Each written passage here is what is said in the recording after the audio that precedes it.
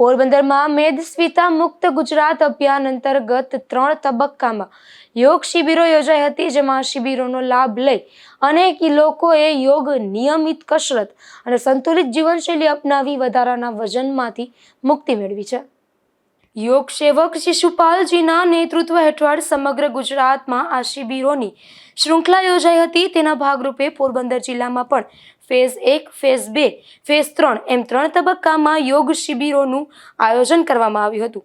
યોગ બોર્ડના પોરબંદર જિલ્લા કોઓર્ડિનેટર કેતન કોટિયાએ જણાવ્યું હતું કે દેશના વડાપ્રધાન નરેન્દ્રભાઈ મોદીએ મેદસ્વીતાના સામે જનજાગૃતિ લાવવા અને સ્વસ્થ જીવનશૈલી અપનાવવાના આપેલા આહવાનને અનુસરી ગુજરાત રાજ્ય યોગ બોર્ડ દ્વારા રાજ્યભરમાં મેદસ્વીતા મુક્ત અભિયાન ચલાવવામાં આવ્યું હતું. તેના ભાગરૂપે પોરબંદર જિલ્લામાં પણ 3 તબક્કામાં યોજાયેલી શિબિરોમાં મોટી સંખ્યામાં નાગરિકોએ ઉત્સાહપૂર્વક ભાગ લીધો હતો.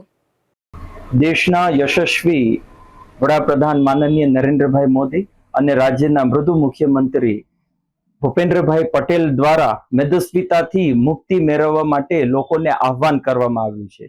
આ કડીમાં ગુજરાત રાજ્ય યોગ બોર્ડ અને તેમના પ્રચંડ પુરુષાર્થી યોગ સેવક શિશુપાલજીના નેતૃત્વમાં સમગ્ર ગુજરાતમાં મેદસ્વીતા મુક્ત શિબિરોનું શૃંખલા શરૂ કરવામાં આવી છે, જે અંતર્ગત ફેઝ 1, ફેઝ 2 અને ફેઝ 3 વિવિધ તાલુકા અને જિલ્લાઓમાં જે છે શિબિરોના આયોજન કરી હજારો લોકોને મેદસ્વીતાથી મુક્તિ મેળવવા મદદરૂપ થઈ રહ્યા છે.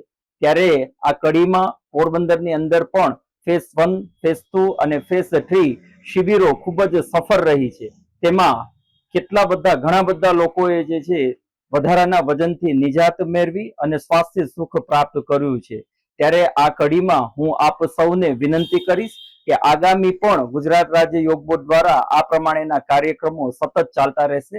આપ સૌ તેમાં ભાગ લઈ અને સ્વાસ્થ્ય સુખ પ્રાપ્ત કરી શકો છો.